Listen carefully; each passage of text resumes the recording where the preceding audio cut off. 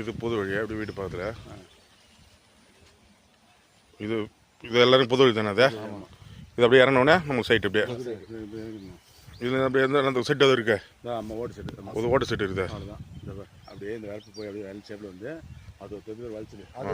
இது மாடு ஒன்று மாடு ஒன்று அதுதான் வலிச்சு 2 ஏக்கரா 60 சென்ட்